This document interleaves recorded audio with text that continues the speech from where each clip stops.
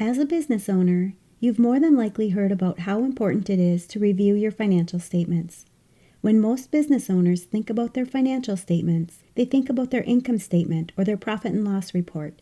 It's essential to keep an eye on this report, but what you may be missing is how critical it is to your business to keep an eye on your balance sheet as well. Your balance sheet and your income statement go hand in hand. In today's podcast episode, I'm diving into the balance sheet so you can understand what it tells you about your business and why it's so important to make sure that your balance sheet is accurate before having your tax return prepared. Whether you're starting a business or side hustle, you're a self-employed individual, a solopreneur, entrepreneur, mompreneur, freelancer, business owner, bookkeeper, or virtual assistant. Taking the time to understand how to read and interpret your balance sheet will help you make smart business decisions and build your confidence along the way.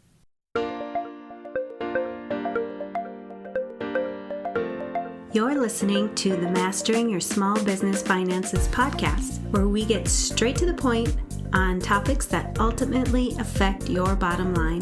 That's right, as an entrepreneur with a small business, money management, growth, marketing, they all affect your bottom line. I'm your host, Chris Ponick. I'm a certified public accountant, and I've been helping small business owners like you navigate and easily understand these complicated topics for over 25 years. I'm a wife, a mom, a grandmother, and a small business owner myself, so I know your time is valuable.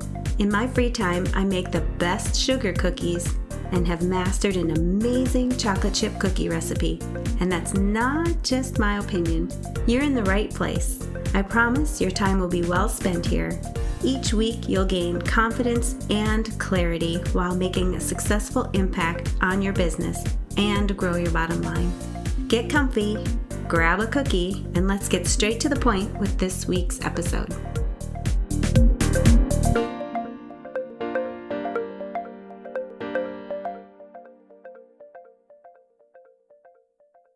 Welcome back. If I asked you to give me a copy of your financial statements as of the end of last year so that I could prepare your tax return, what would you think I wanted? If you're thinking that I'm asking for a copy of your balance sheet and your income statement, you'd be correct. Now, would you be able to generate a set of these financial statements for me pretty easily? If your answer is no, I suggest you implement a system so that your bookkeeping is up to date and you can view these financial statements at any time of the year and know that you can rely on this accurate and timely information. This is a perfect topic for another podcast episode, but for today, I'll stick to the balance sheet. The next question I want to ask you is when you generate these financial statements, which include the balance sheet and your income statement, do you know what each report tells you about your business? The majority of business owners understand their income statement. They look at it more consistently because they want to keep a pulse on their sales and their expenses. But when it comes to your balance sheet, many don't understand what their balance sheet means or what each number represents, and there's quite a few business owners who never even look at their balance sheet. If this is you, it's okay, but starting today, you can make a change. My goal for this podcast is to help you understand what your balance sheet tells you about your business and why it's so important to make sure that the numbers on your balance sheet are correct so that when you have your tax return prepared, you know you're reporting accurate information. Your balance sheet gives you the big picture of how your business is doing. It's like a snapshot in time or a particular date when you can see the exact information about many areas of your business. It shows you how much money you have, how much you owe to others, and your business net worth. If you're using a computerized accounting system to track your business finances, such as QuickBooks, you'll be able to generate a balance sheet directly from this software. Many other computerized software solutions will also have the option to generate this report. So if you haven't already looked at your balance sheet, I would recommend generating one using the current date and start making sure that each item listed on your balance sheet is accurate. So let's start with what's listed on your balance sheet. Your balance sheet is broken down into 3 sections. Just 3 sections, so that shouldn't be too overwhelming, right? It starts with your assets. Your assets section lists everything that your business owns. In this section, you'll see accounts such as your cash, checking account, savings account, investments, fixed assets, accounts receivable, and inventory. The following section is your liabilities. This section lists what your business owes to others. In this section, you'll see accounts such as accounts payable, credit cards payable, payroll taxes payable, sales tax payable, lines of credit, or loans and notes payable. The last section of your balance sheet is your equity section. This is what's left over after you subtract your liabilities from your assets, or what you owe from what you own.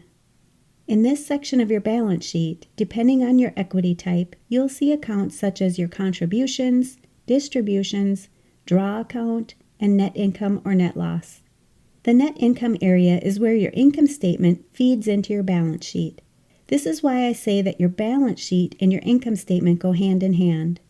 Your income statement gives the details of your net income or your net loss for your business, and that number flows into your balance sheet in the equity section. The simple formula for the balance sheet is your assets equal your liabilities plus your equity. One of the most popular questions I get from business owners is how to record money taken out of their business for personal reasons. When you have a transaction you need to record like this, you will use the draw account.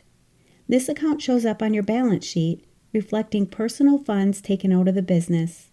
It does not show up on your income statement since it was never a business purpose transaction and should not impact your net income or your net loss.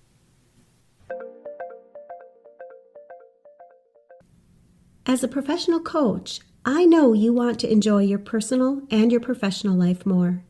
In order to do that, you need simple steps to achieve what you truly want in your life. The problem is you don't have enough time to get everything done, which makes you feel stressed because you can't find time for the important things in your life. I believe you deserve to have a life that you love without sacrificing everything that you've worked so hard to achieve in your professional life. I understand how hard it can be to figure this out on your own, especially when you're an accountant, business owner, or other high-stress professional. As a CPA with over 20 years of experience, I've been there myself, which is why I became a certified coach and created the Reinvention program to help professionals just like you live the life they desire. Here's how we do it. First, you'll schedule your complimentary clarity session. During this session, we'll create a clear and focused plan for you to move forward, and you'll immediately start enjoying your life with less stress, increased productivity, and more time to spend doing what you love with the people you care about. So, sign up for your complimentary clarity session at financialadventure.com and click on the Work With Me button.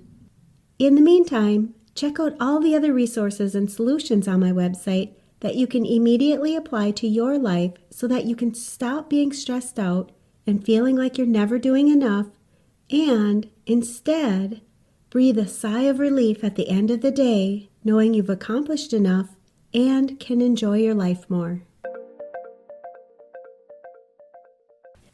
When you're looking at your balance sheet, it's a good idea to compare your balance sheet to another point in time to see how your business is doing. For example, you could look at your balance sheet as of today's date and compare it to last year at this same time. When you do this, you can look at your cash accounts to see if they've gone up or down to get a feel of how your cash is doing compared to this same time last year. You can do the same with any loans that you have outstanding. Do you have more overall debt this year compared to the previous year? If so, do you understand why? Your balance sheet is also important for situations when you might want to get additional financing. Lenders will want to look at your balance sheet to see how your business is doing before lending additional funds to you. Also, if you're looking at investors for your business, they'll want to see your financial statements, including your balance sheet, so that they can see how healthy your business is prior to investing. So now that you understand the basics of your balance sheet, I want to help you understand the implications and why it's so important to ensure the accuracy of each item on your balance sheet. To give you a few examples, I'll start out with your checking account. One way to ensure that your checking account amount is accurate on your balance sheet is to do your bank reconciliations. Let's say you didn't do your bank reconciliations, and throughout the year, your bank charged you a $50 a month service charge. You may have never recorded this amount in your books, and if you didn't reconcile your bank account, this may have been missed throughout the year. $50 for 12 months is $600. If this were recorded correctly, your income statement would reflect the $600 bank service charge expense, and this would lower your taxable net income amount. If it was never recorded, you would be paying tax on an additional $600. Another example would be if you had an outstanding loan. If you didn't verify that the year-end loan principal balance was correct, you might not have your interest expense recorded correctly on your income statement. This again could cause your net income to be higher if you don't have any interest reflected on your income statement. And again, you could be paying taxes on additional income that you don't need to pay tax on. These are just two examples of many that could be happening in your business if you're not making sure that your balance sheet is reflecting accurate information. If you're working with a tax preparer, they should be contacting you to make sure that each of these accounts is accurate so that your income statement is correct as well and that your tax return will be prepared using this accurate information. If you're just taking a look at your balance sheet for the first time and you're unsure if the numbers that your business is reflecting are accurate, you may want to talk to your tax preparer, accountant, or bookkeeper to have them walk you through each account by doing a deeper dive so that you have a complete understanding of what's going on in your business.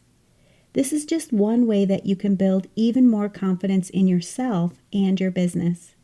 If you find that you have areas in your business that you are unsure about, situations that are holding you back in your business, or when it comes to mastering your small business finances, I'm here to help.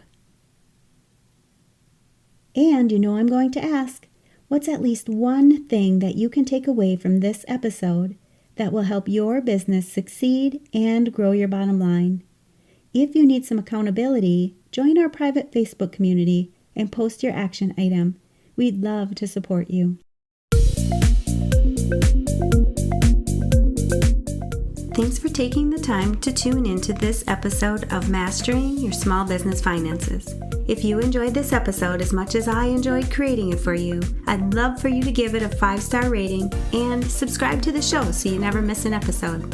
Visit financialadventure.com for the show notes, links from this episode, and while you're there, leave a comment if you have a topic you're interested in learning more about that affects your bottom line. If you're looking for a community where you can ask questions and get feedback about your small business, join my private Facebook group. You can find the links to this group and more on financialadventure.com. And remember, any financial information shared on this podcast is not to be considered professional, financial, or tax advice and should not be solely relied upon. Please consult your CPA or tax advisor for an opinion on your specific circumstances. I'm looking forward to having you tune in next time. Until then, dream big, follow your heart, and love what you do.